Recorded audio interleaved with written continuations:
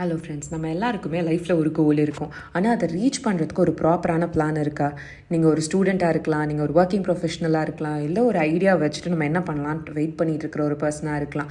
இதை நீங்கள் பண்ணணுன்னா நான் ஃபுல் டைமாக விட்டுட்டு எல்லாத்தையும் குவிட் பண்ணிவிட்டு நான் ஸ்டூடெண்ட்டாக இருக்கிறதையோ இல்லை ப்ரொஃபஷனலாக இருக்கிறதையோ எல்லாத்தையும் குவிட் பண்ணிவிட்டு நான் வந்துட்டு ஒன்லி ஸ்டார்ட் அப் பண்ணணுமா, இல்லை என்னால் இதை சைட் ஹவுஸில் பண்ண முடியுமா?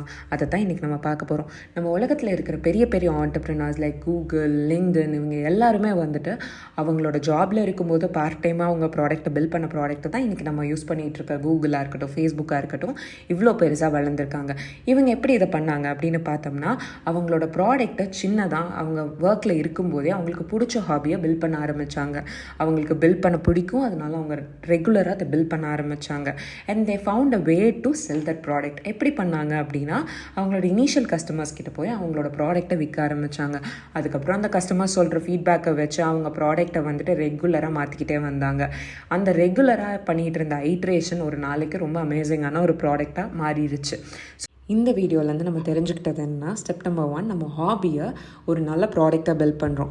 ஸ்டெப் நம்பர் 2, நம்ம அதை நம்மளோட இனிஷியல் கஸ்டமர் கிட்ட கொண்டு போய் கொடுக்குறோம். இந்த இனிஷியல் கஸ்டமர் கிட்ட வந்து கன்சிஸ்டன்டான ஃபீட்பேக் நம்ம தேர்டாக வாங்குகிறோம்.